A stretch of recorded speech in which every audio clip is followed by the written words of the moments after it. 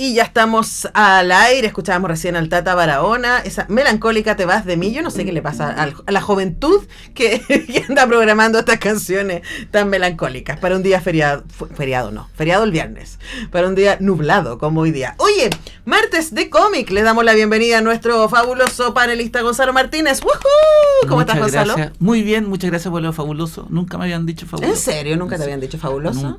Nunca, primera vez. Es que aquí todos nuestros panelistas son fabulosos. O son fabulosos o no son panelistas. Me parece estupendo. Me siento feliz de estar en tan selecto grupo. Estás en tan selecto grupo. Además, generosamente viene Gonzalo a hablarnos de cómic. Y tú lo dijiste, nuestra primera sesión. Este panel se trata de tus entusiasmos. Sí, definitivamente. Y vamos a hablar de un maestro. Sí, Temólogos. Pero antes, para contextualizar, vamos a hablar de historieta chilena. Ya, hablemos de historieta chilena. Para llegar después al final a Temólogos.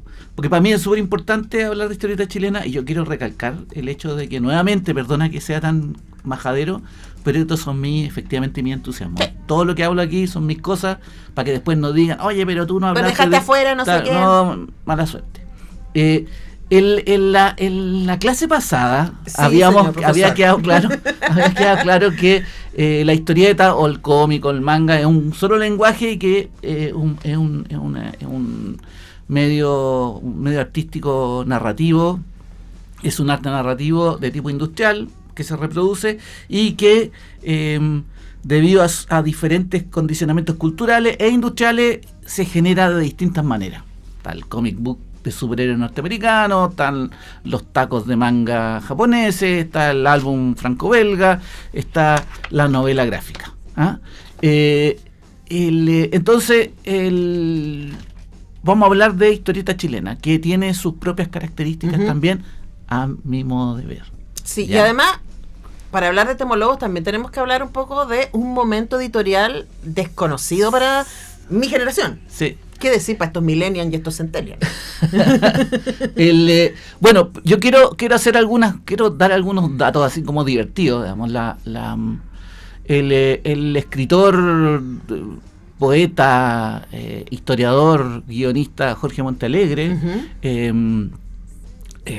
dice en sus libros y en un artículo en La Castaña que la primera caricatura oficial, digamos, porque en Chile se hace caricatura política, que es una de las maneras de hacer historieta, desde hace mucho tiempo, que la primera caricatura oficial, hay antes por supuesto, pero la que marca, es del año más o menos 1818, en donde aparece José de San Martín montado en un burro que se llama O'Higgins, y que tienen un rebaño de chilenos diciendo que San Martín maneja a O'Higgins como un burro y que los chilenos son un rebaño a su manejo, digamos. Y Montealegre afirma que esa caricatura está hecha de puño de José Miguel Carrera. O sea, si vamos a decir que José Miguel Carrera sería el primer caricaturista. Según Jorge Montalegre, yo no me atrevo, yo le creo a Jorge. Igual datazo. Increíble. Y ustedes pueden encontrar en internet, fácil, está lleno de ese dato. Si buscan a San Martín, burro Higgins, va a aparecer y hay un montón de artículos. Inclusive está el artículo original de La Castaña por ahí en alguna parte.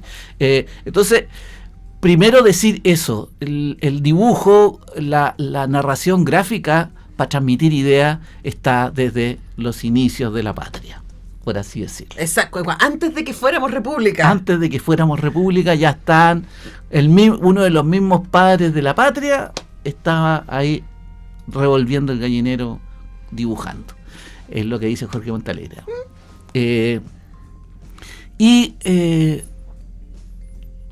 La historieta en formato de crítica social a través de la política, digamos, se desarrolló durante todo el siglo XIX en revistas notables con grandes ilustradores, y entrando el siglo XX la cosa se abrió al público infantil, juvenil, ya no solo era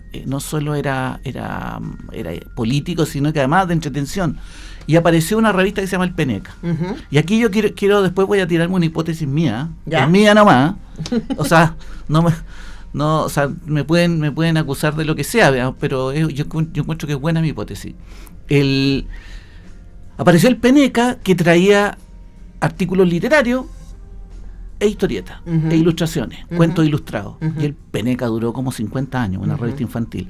Habían otras revistas también, el Fausto, el Cabrito, etcétera, digamos. No era solo el Peneca, había un montón de otras, pero vamos a hablar del Peneca, que es como la más famosa por su calidad y por su impacto, digamos. 50 años publicándose no es poco. Y puedo estar equivocado en ese dato. Y después, al poco rato de que el Peneca se acabó, apareció Mampato, que también es una revista infantil juvenil. Claro, pues Mampato no era solo la caricatura. No era solo. Mampato era una revista cultural para niños y jóvenes, que tenía artículos de ciencia, tecnología, arte, deporte, tenía novelas por capítulo, novelas clásicas por capítulo, y además tenía historietas. Y una de las historietas de Mampato es la historieta Mampato, creada originalmente por Eduardo Armstrong y Oscar Vega, papá de Félix Vega, y que luego continuó, y a mi modo de ver, digamos, lo convirtió en lo que es Mampato de Temo Lobos. Si nos ponemos a pensar, y aquí viene mi hipótesis, Vamos. Si nos ponemos a pensar en la historieta chilena, y si yo la comparo con la historieta de otros lugares de Latinoamérica, e inclusive del mundo, como Estados Unidos o Europa, en Latinoamérica la historieta siempre ha estado vinculada a la literatura. O la gente interesada en literatura siempre le ha interesado la historieta y viceversa. Yo recuerdo haberme peleado con Alejandro Sivekin, cómics que íbamos a comprar a una librería de Saldo, que se llama la librería chilena, que todavía está ahí en Huérfano, y habernos peleado ahí, ¿qué seguía? Porque Sivekin era muy fanático de la historieta, cosas que no... Si tú te pones a pensar en Francisco Ortega, escritor, que dice su primer amor es la historieta. Álvaro Izama, que no hace historieta, pero la historieta para él estaba presente. Alberto Fuguet, con el que hicimos una novela, mi primera novela gráfica. Road Story, la primera novela gráfica. Que estaba de vuelta, acaba de salir una reedición. Efectivamente, Ramón Díaz Eterovich está lleno de... Yo no puedo decir nombre, pero hay muchos escritores que se me acercan con ganas de hacer una historieta, que yo no puedo, no porque los desprecie a ellos, porque yo no puedo hacer, porque hacer una novela gráfica para mí son 6 meses, 9 meses, no puedo hacerlas todas, me encantaría. Hay que decir, la gente no sabe, pero tú eres responsable de Simenón y Heredia. Yo junto con otro grupo, yo soy además el portadista oficial de las novelas de Heredia. Claro, si usted tiene ahí una de Heredia Detective, tiene una obra ahí de Gonzalo Martínez. Entonces, pero Simenón, ¿quién lo creó? Simenón es el gato. Sí, no, Simenón es de Ramón en las novelas, pero la imagen de Simenón es una cosa que hicimos entre muchos autores. Eso fue un trabajo que vamos a hablar otro día de cómo adaptamos Heredia entre varios autores, cómo conseguimos hacer una novela gráfica llena de pedacitos. Pero esa otra es hija mía, eso lo vamos a contar en otro momento. Muy bien. Entonces, tomo nota. Entonces, si yo voy a Argentina, país con grandes escritores y grandes historietistas, son mundos completamente distintos.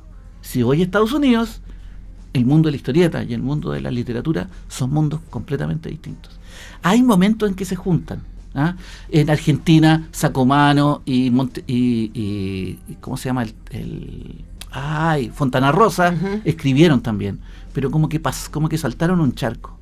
Acá la cosa es una sola, las grandes, todas las editoriales, grandes y chicas, en su mayoría, no todas, en su mayoría, todas publican novela gráfica y no se complican, para ellos no es raro. Sí. A mí me ha tocado tratar con, con Planeta Brasil, que estaban súper interesados en Mochadic, pero no sabían cómo manejarlo.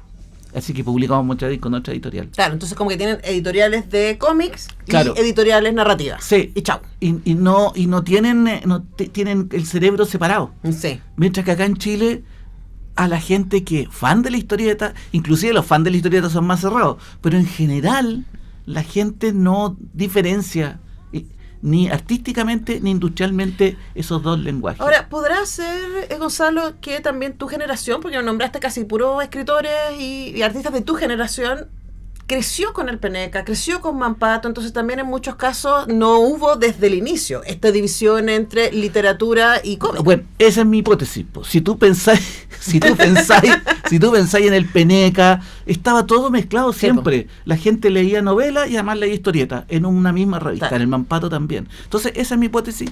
Como en este programa. Que aquí el menjunje... Hablamos de cómic, hablamos de ópera. Exactamente. Y no hay por qué separarlo. ¿Por qué vamos a estar separando las cosas? No hay artes menores. Definitivamente. Aquí hay calidad y cosas no tan buenas. Exactamente. Pero artes menores no existen. Por lo menos en comunicarte. Efectivamente. Bravo. Sí, vamos por allá. Entonces, en Chile, por lo tanto, el Peneca fue un crisol de dibujantes, de historietas muy buenos, digamos, que empezaron a publicar ahí y que luego, durante lo que se llama la época dorada, que en todos los países hay una época dorada, que fue entre los 50, 60, principios de los 70, que para mí fue muy importante, porque yo nací en 61, por lo tanto yo bebí de eso, yo me siento heredero de esa tradición, que amigos míos no son herederos y está bien, porque son más jóvenes, no alcanzaron a estar ahí. Yo alcancé a trabajar en revistas junto con esas personas como Mario Igor, Julio Berrío, Máximo Carvajal. Yo compartí publicaciones con ellos. Entonces, esa es una generación que armó, o sea, ellos no la armaron, sino que fueron parte de, por ejemplo, el departamento de historietas de Zig-Zag. Otra vez, Zig-Zag era una gran editorial que publicaba revistas de deportes, revistas femeninas, revistas generales, la revista Zig-Zag, publicaba libros y además tenía un departamento de historietas. Si te fijas, no hay división. No hay división. Y ese departamento de historieta, que ese me gustaría hablarlo en otro momento, o que alguien hiciera una investigación más grande, que publicó un montón de revistas que fueron las que nos marcaron a toda mi generación. Digamos. A mi generación es yo, Martín Cáceres, Félix Vega, Pancho Ortega, que es más joven, pero que estaba dirigida por una mujer. Hay una foto maravillosa, llena de tipos, todos de negro con corbata, y una mujer en medio. Ella era la jefa. Sí. Elisa Serrana. Entonces, ahí hay algo fascinante en la historieta chilena que se sale del molde de la historieta argentina, que es maravillosa, o de la historieta brasileña, o de la historieta colombiana o peruana. Además. Y el Peneca también está dirigido por una mujer. El Peneca también está dirigido por una mujer. ¿Viste? Es que leí los libritos que me pasaste para leer. Sí, efectivamente. Entonces, hay algo ahí que hace que en Chile la historieta no sea rara, no sea que el que la desprecia es porque está muy perdido, digamos, porque en realidad siempre ha estado involucrada en la sociedad de una manera muy importante. Pero después de la dictadura no se logró reponer eso. Vamos para allá. Ya, no vamos a alcanzar a hablar de Temolo hoy día, pero no importa. Sí vamos a alcanzar. Porque me quedan 5 minutos. Y ya no te puedo creer, ¿cómo 5 minutos? ¿Cómo 5 minutos? La Muriel me prometió 3 horas. Pero te dijo en cuántas semanas. Bueno, ahora, igual vamos a hablar de Ghibli después, así que si queréis te quedáis. Bueno, es que yo no soy experto, ya me gusta, pero no soy experto. No, o sea, yo no soy experto en nada. Bueno, entonces, la historieta en que estábamos, en algún momento con López cambió y se hizo un experimento con sus luces y sus sombras, pero que a mí me impactó mucho. La historieta la vamos a hacer con personajes chilenos. Y vamos a hablar de historietas chilenas. Y a mí, Quimantú, en ese sentido, la editorial Quimantú, que era nuevamente una editorial gigantesca que publicaba libros, publicaba revistas y todo, tenía un departamento de historietas. A mucha gente no le gusta lo que se hizo. Yo encuentro que fue fascinante lo que se hizo. Quizá había un problema artístico, de calidad, etcétera, pero la propuesta que tenía Quimantú de decir vamos a hacer personajes chilenos en ambiente chileno, a mí me marcó para siempre, y se nota en mi obra, yo creo, pero además había una propuesta que yo creo que era revolucionaria. Entonces, y luego, golpe, la historieta fue desapareciendo de a poco, no fue inmediato, hubo un montón de proyectos privados que mantuvieron la cosa más o menos viva, con material importado, etcétera, hasta que el canto del cisne de esa historieta de esa época es el suplemento de historieta de La Tercera. Que búsquenlo, está lleno de autores clásicos de esa época, dirigido por Vittorio Di Girolamo, y que cuando eso se acabó eso. Pero ¿Eso ya, fue a finales de los 70? finales de los 70, sí, 1980. Sí, yo no lo alcancé a ver. No, búscalo. Ahora, igual, ojo, nota al pie, en Memoria Chilena hay muchísimo. Está todo eso. Está todo hay eso, muchísimo sí, de todo esto que es fácil encontrar. Hay gente como Moisés Jasón con su editorial Nauta Colecciones. Que tiene un estupendo libro está contando esta Claudio historia. Aguilera, está... hoy se me olvidó cómo se llama, que es un libro muy bueno sobre la editorial Quimantú. Isabel... Ya no importa. Hay un montón, además hay un montón de gente que está haciendo un trabajo, bueno, el mismo Montalegre, un trabajo de rescate de la historia chilena. Pero mientras esa vieja generación se estaba, no muriendo, pero estaba quedando imposibilitada de producir en sus términos, porque ellos estaban acostumbrados a que les pagaran por hacer cosas, había otra generación al mismo tiempo, durante fines de los 70 y los 80, que mantuvo la antorcha prendida subterráneamente. Y así fue como nunca se acabó la historieta en Chile. Claro, pues estoy pensando, hermano mayor, llegaba con las Trauco. Por ejemplo. Pero inclusive antes de la Trauco hay un montón de revistas muy subterráneas que mantuvieron eso. Pero ¿de dónde salían y dónde se distribuían? Porque a la gente le gusta la historieta. No, ya eran fanzines, ya era distribución personal, mano a mano, etcétera. La misma La Castaña, ¿no es cierto?, producía material historietístico, porque estaba Montalegre metido ahí. Uh-huh. Y yo estoy haciendo un gesto con las manos que en la radio no se ve. Pero la gente que está viendo en YouTube sí lo. Que la cosa se superpone. Se superpone, nunca se murió la historieta. Uh-huh. Y luego ese mismo material y esas mismas personas aparecieron en Trauco, en Ácido, en Bandido, uh-huh, en Matucana. Y entonces la historieta tampoco. Yo entiendo que la dictadura hizo un especial hincapié en que la cultura se oficializara. Uh-huh. Y la gente desordenada no les convenía. Pero aún así la historieta siguió siendo... Porque pienso que durante la dictadura, en donde todavía había cultura de kiosco, que ese es otro tremendo tema, ¿no? Sí. La cultura de kiosco, Sí. que uno fuera al kiosco no a comprar chicle, Sí.